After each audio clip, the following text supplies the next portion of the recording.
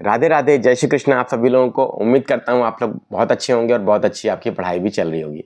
दोस्तों, कल मैंने आरओ यारो की रणनीति के संबंध में एक वीडियो बनाया था जो यूट्यूब की अब तक की सबसे बेस्ट स्ट्रेटजी है। दोस्तों, उसको आप सभी लोग देख लीजिए। और उस पर मैंने आपको बताया था कि कैसे आप जीएस के पेपर में 95 से 100 क्वेश्चन सही कर सकते हैं 140 में से। तो इसीलिए उस वीडियो को ज़रूर देखिए। और टाइटल में भी मैंने यहाँ पर यही लिखा है उस वीडियो में कि यूट्यूब की अब तक की बेस्ट स्ट्रेटजी आरओ यारो के लिए क्या है।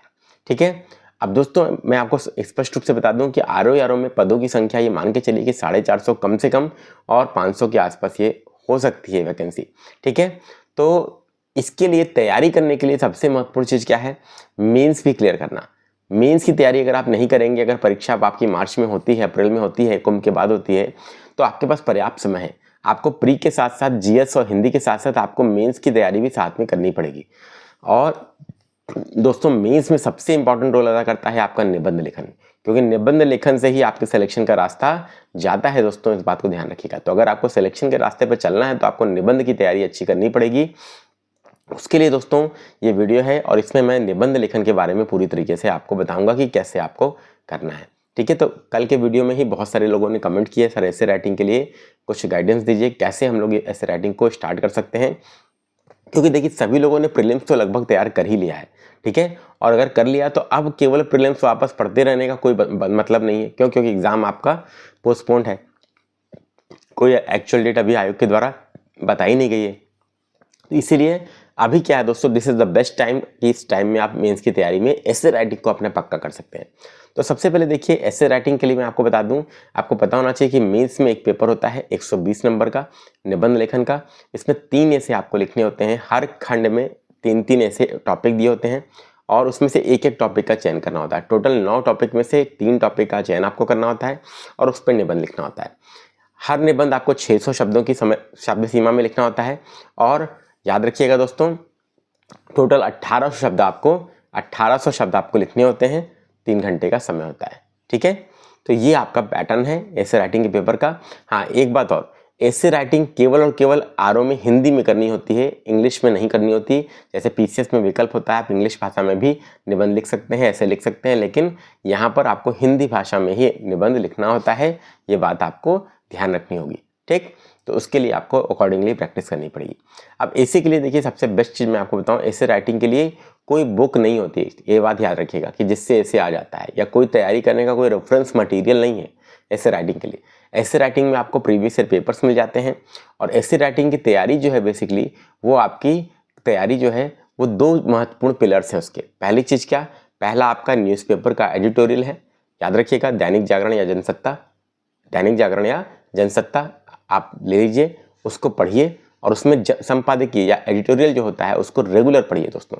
और उसमें जो इंपॉर्टेंट चीज़ें हैं उसको नोट कीजिए। जैसे इंपॉर्टेंट आपका कोई बिल है तो उसमें संविधान के किस प्रावधान के अंतर्गत वो बिल लाया जा रहा है पार्लियामेंट में, या कोई एक्ट पारित हुआ है। जैसे नारी शक्ति वंदन अधिनियम है, तो कौन सा संविधान संशोधन है, कितना % आरक्षण देगा, कहाँ कहाँ आरक्षण देगा, लोकसभा में देगा, राज्यसभा में देगा कि नहीं देगा। ठीक है। पंचायत विधानसभा, पंचायत नगर पालिका में तो ऑलरेडी आपके लिए 41 सीटें आरक्षित हैं। तो ये सारी चीज़ें आपको नोट करते हुए चलना है। इसके अलावा कोई गवर्नमेंट स्कीम है उसकी विवेचना की गई है, जैसे आपकी एनपीएस वात्सल्य योजना है। ठीक है। उसका विश्लेषण किया गया तो उसके आंकड़े के बारे में आपको अध्ययन कर लेना है, नोट कर लेना है इंपॉर्टेंट पॉइंट्स। तो ये सारी चीज़ें करने की अभी से हैबिट डालिए। तो अभी से क्या करिए, अभी से न्यूज़पेपर नहीं पढ़ते हैं तो न्यूज़पेपर पढ़ना शुरू करिए और उससे आधे घंटे दीजिए एडिटोरियल पे, 20 मिनट 25 मिनट दीजिए, उससे इंपॉर्टेंट पॉइंट्स को नोट करते जाइए। एक अलग से मोटी रजिस्टर ऐसे राइटिंग के लिए बना लीजिए। ठीक। दूसरा काम, दूसरा सबसे बेस्ट मटेरियल आपको कहाँ से मिलेगा? दूसरा सबसे रेफरेंस मटेरियल है आपको करंट अफेयर की मैगजीन एक आती है योजना, जो आप भारत का योजना आयोग पहले निकालता था प्लान, अब आपका नीति आयोग निकालता है। वो गवर्नमेंट ऑफ इंडिया पब्लिश करती है, याद रखिएगा। उस मैगजीन, वो 20 रुपए की मैगजीन आती है, एकदम पतली सी मैगजीन होती है। उसमें फ्रंट पेज आर्टिकल आप सब लोग पढ़िए। ठीक है। फ्रंट पेज आर्टिकल अगर आप पढ़ेंगे और उसमें भी ये सेम प्रोसेस करना है, उसमें भी स्कीम्स का विश्लेषण किया जाता है, या कोई एक्ट है उसके बारे में बताया जाता है, या कोई नई आपकी भारत सरकार की क्या है फ्लैगशिप प्रोग्राम है उसके बारे में बताया जाता है, या कोई एजुकेशन पॉलिसी, जैसे न्यू एजुकेशन पॉलिसी है उसका विश्लेषण किया जाता है, तो उसके बारे में अलग अलग अतिरिक्तांक हर आपको एडिशन में मिलता है। तो उसके बारे में डिटेल में स्टडी करिए और इम्पोर्टेंट चीज़ों को अपने उसी ऐसे राइटिंग की कॉपी में जिसमें आपने एडिटोरियल का नोट्स बनाया है उसी में ऐड करते जाइए। ठीक है, तो ये काम आपको करना है। तो 12 ये योजनाएं रहती हैं, 12 मंथली मतलब एक साल में 12 मैगजीन आएगी योजना की, तो 12 आप सब पढ़ सकते हैं, कोई बड़ी बात नहीं है। छोटी सी पतली सी मैगजीन होती है, आप लोग ले लीजिए, उसको पढ़ डालिए। ठीक है, और उसमें उस मैगजीन की पावर ये होती है दोस्तों कि मतलब सीधे सीधे कमीशन जो होता है, इवन यूपीएससी भी या यूपीपीएससी भी सीधे सीधे टॉपिक भी वहाँ से उठा लेता है कभी कभी। ठीक है, तो इस बात को याद रखिएगा। तो आप लोग को ध्यान रखना है कि आप लोग को उस मैगजीन को पढ़ना है, न्यूज़पेपर का एडिटोरियल पढ़ना है, ये काम सबसे पहले करना है। ठीक है, उसके बाद दोस्तों अब सेकंड स्टेप आती है आपको कि ऐसे राइटिंग के लिए प्रीवियस ईयर पेपर का रोल क्या है। तो प्रीवियस ईयर पेपर का रोल इतना ही है दोस्तों कि वो आपको बताता है कि कौन कौन से टॉपिक किस किस प्रकार के आते हैं। ठीक है, तो 3 खंड में 3 अलग अलग टाइप के आपके टॉपिक हैं। ठीक है, एक आपका जीएस पेपर 2 से संबंधित है जिसमें नेशनल अफेयर इंटरनेशनल अफेयर रहता है।